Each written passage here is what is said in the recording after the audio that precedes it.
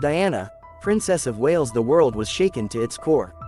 On Sunday, August 31, 1997, the shocking news broke from Paris. Diana, Princess of Wales, had been in a terrible car crash. As updates trickled in, the truth hit hard: she didn't make it. Alongside her, her boyfriend Dodi Al Fayed and the driver, Henri Paul, lost their lives.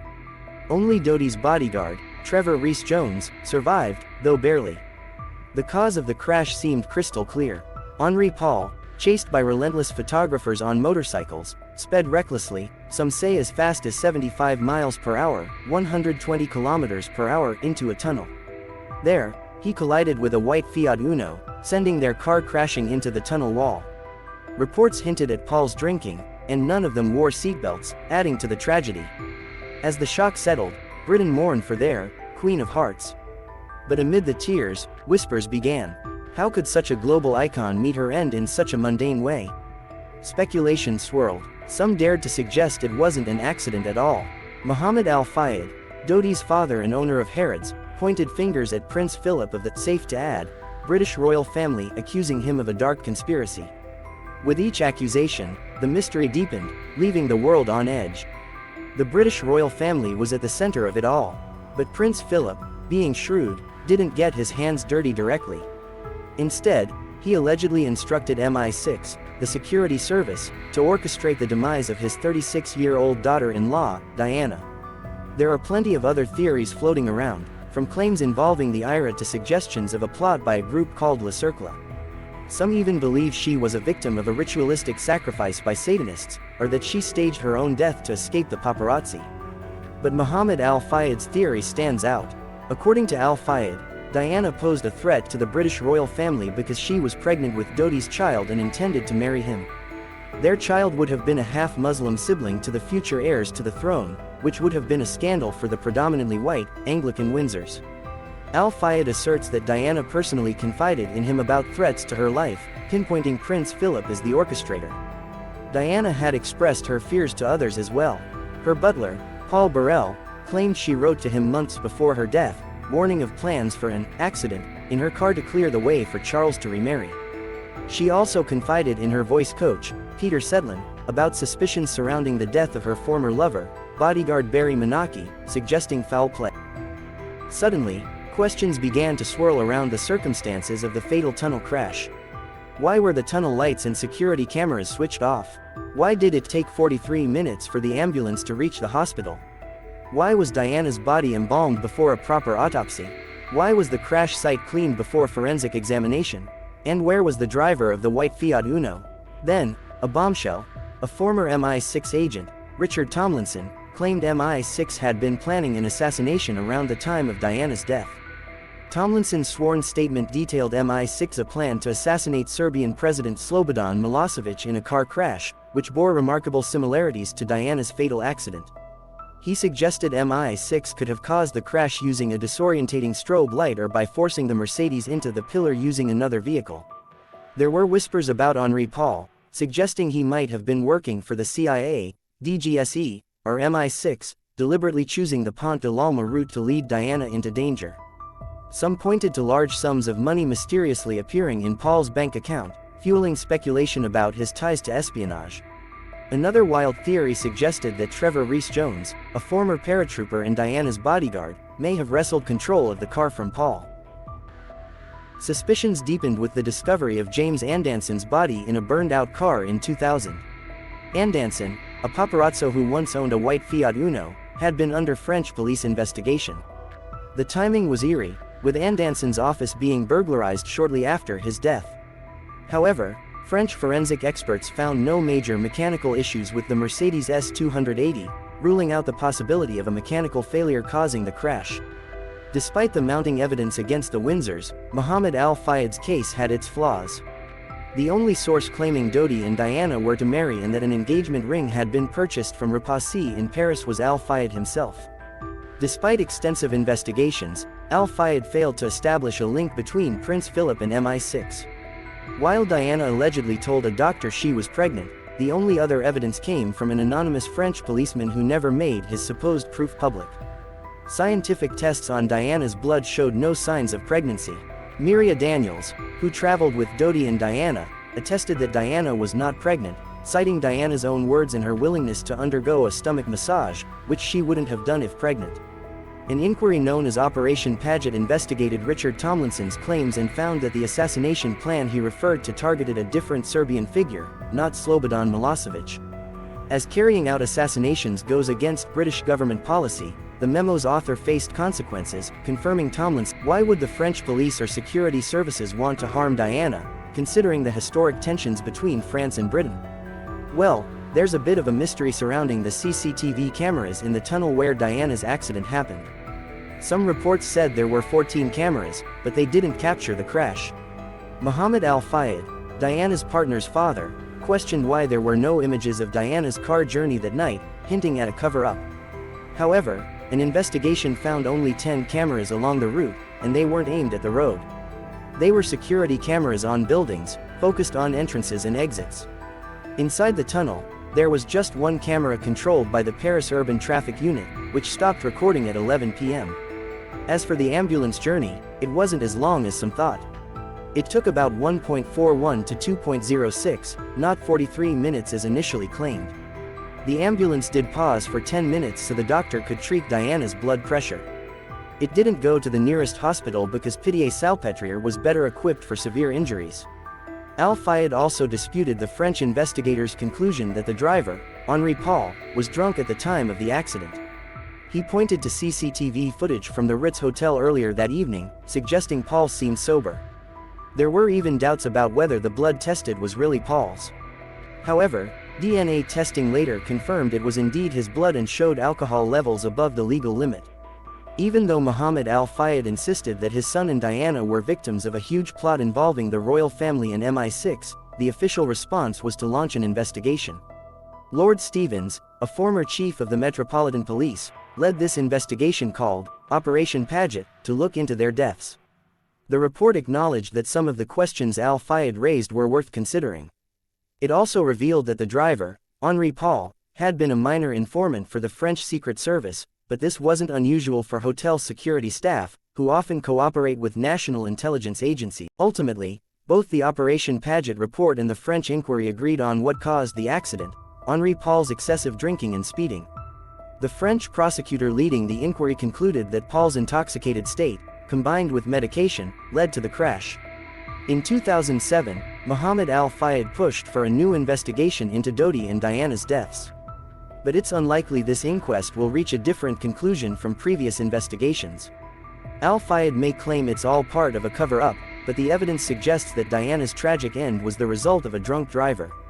In January 2004, I, as Commissioner for the Metropolitan Police Service, was asked to investigate the car crash in Paris on August 31, 1997, involving Diana, Princess of Wales, Dodi Al-Fayed, Henri Paul, and Trevor Rees-Jones. The investigation, known as Operation Paget, aimed to help the current coroner, Lady Elizabeth Butler-Sloss, understand the case better. This investigation was unlike any before.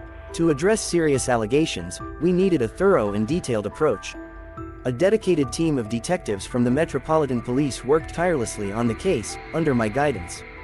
We looked into the French investigation but didn't judge their procedures. Our focus was to assess whether there was credible evidence of a conspiracy to murder.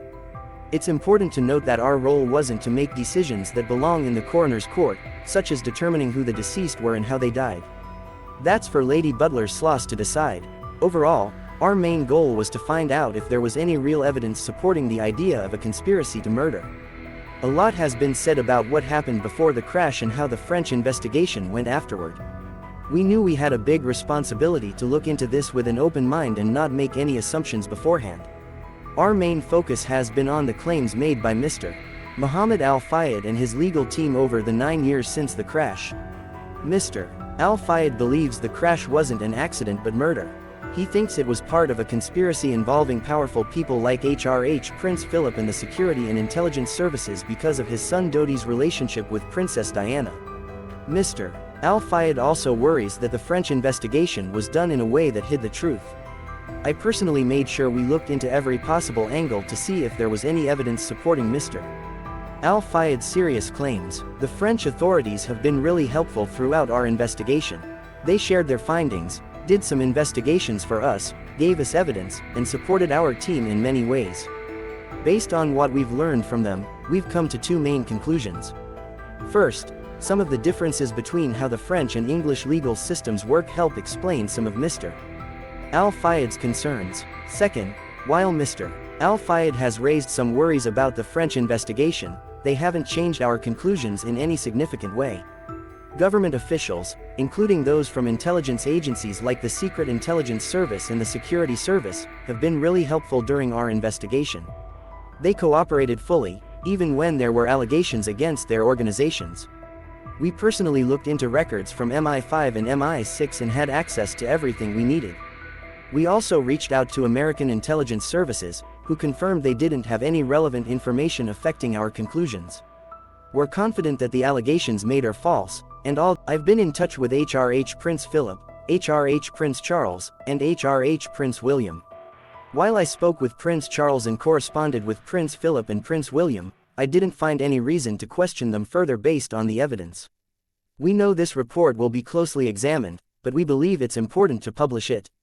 We want the public to see the whole investigation so they can have informed discussions based on evidence, not just speculation. Our investigation has been extensive. We interviewed over 300 witnesses, carried out over 500 actions, and collected more than 600 pieces of evidence. We went wherever necessary to get answers, even submitting requests to French authorities for information. However, we didn't redo the French investigation. Instead, we reviewed eyewitness statements from the time and interviewed two new witnesses whose accounts helped us understand better what happened. Eyewitness accounts from France were gathered following French laws and procedures. It was agreed that these accounts would be best heard during the inquests, which both coroners, Michael Burgess and Lady Elizabeth Butler-Sloss, supported, and I agree too. Recollections from eyewitnesses, especially so long after a traumatic event, need to be handled carefully. We included insights from a psychologist in our report to help understand these issues better. The full report will be available for the inquests. Throughout our investigation, we've relied on top independent experts who have been invaluable in helping us reach our conclusions. Two experts have been invaluable. 1. Professor Robert Forrest. He's an expert in clinical chemistry and toxicology. He helped analyze the samples taken from Henri Paul after his death. 2. Dr. Richard Shepard. He's a forensic pathologist and has worked with the Home Office. He provided expert opinions on the medical conditions and injuries of Princess Diana, Dodi Al-Fayed, and Henri Paul after the crash. We've also made use of the latest forensic and technical advancements since the crash. In 2005, we conducted the largest and most detailed survey and reconstruction of the crash scene with the help of French authorities.